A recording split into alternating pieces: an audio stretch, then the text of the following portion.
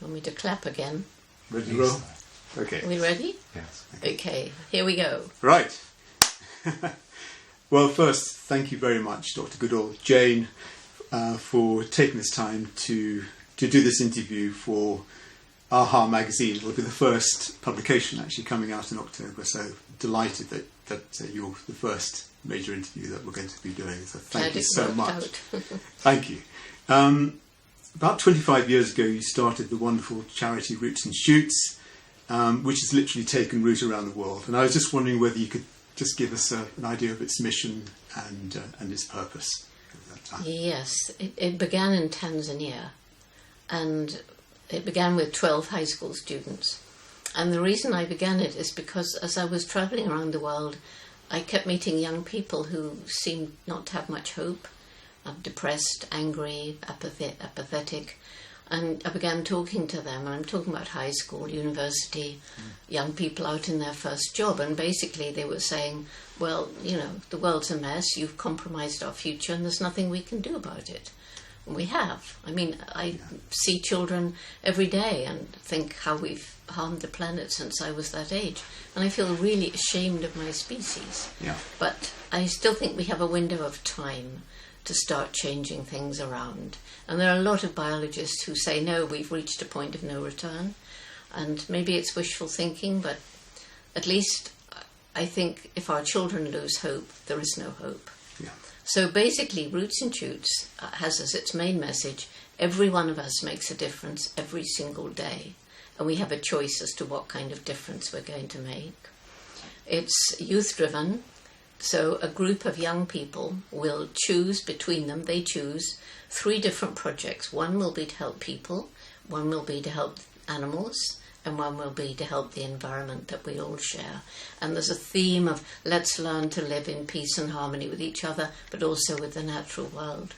So what began with 12 high school students is now in over 130 countries, and there's well over 100,000 groups. And then, on top of that, we've got all what I call the alumni, the ones who've been through Roots and Shoots, and they're now coming into leadership positions. That must be extraordinarily satisfying, seeing them having sort of graduated, if you like. And of course, it's not just with children as well, isn't it? You've actually got it for adults and people in prisons as well, haven't you? Yes. So it's extraordinary.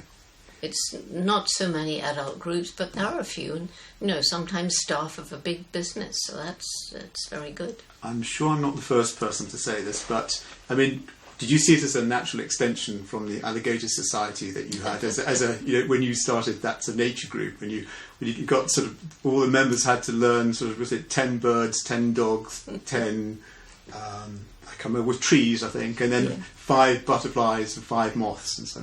Did you feel this was in a sense a kind of natural progression that you were able to start this education? Well, I suppose you could say that. I mean, I never thought of it, but you know, it sort of it does seem to stem from my desire, you know, to get young people involved in nature. Now a bit more the human community as well. Yeah. It's such a wonderful opportunity to ask you, what is the state of what's the situation with the chimpanzee population now in the Gombe, but everywhere really? Where are we at the moment? We're not in a really very good place. Gombe's actually getting better by the day. I'll come back to that in a minute, but right across the chimpanzees range, you know, they've already gone from 4 countries, you find them in 21 now, many of them in small isolated groups like Gombe. There's maximum 250,000. It used to be closer to 2 million. Wow. And I remember seeing interviews of you just a few years ago where there was almost 400,000. You were talking about 350 to 400,000. So it's going down. The reason that we are very hopeful about Gombe is that, you know, I flew over Gombe and the surrounding country in the early 90s, and I knew there was deforestation, but I was shocked to see that around the little oasis of forest that was Gombe, and it's very small, was completely bare hills. Yeah. And there were more people living there than the land could support. They were too poor to buy food from elsewhere. and they were struggling to survive. And that's when I realised, well, we can't even hope to try and save the chimps while there are people living around like this. Yeah. So that began our community-based conservation programme, Yes. which is a very holistic effort to help the people improve their own lives. Is this where Green Mountain Coffee sort of came in as a potential solution to some of the local problems you were having with the bushmeat trade and all of that? Is that one of the... It's one of the projects that came out of the Tukari programme, yes. Mm. And so people are, we're helping people to have better livelihoods. Yeah. And I think one of the most important things we introduced was microcredit. Oh, it's the Grameen, Mohammed Yunus. Yes, Mohammed took me to Bangladesh. Oh, really? And, I'll never forget meeting those women that he helped. So microcredit for mostly groups of women. Yes. 2 men can join, but they usually don't. They tend to drink the profit. So the whole group's got to pay back if they want to get out another loan, you see. So. Right. And then the other thing is family planning. Yeah. Which is really important and really well received. So as a result of that, they came to trust us, the villagers. So from the 12 villages around Gombe, we extended down south where there are more chimps. There's about 2,000 down there. Yeah. And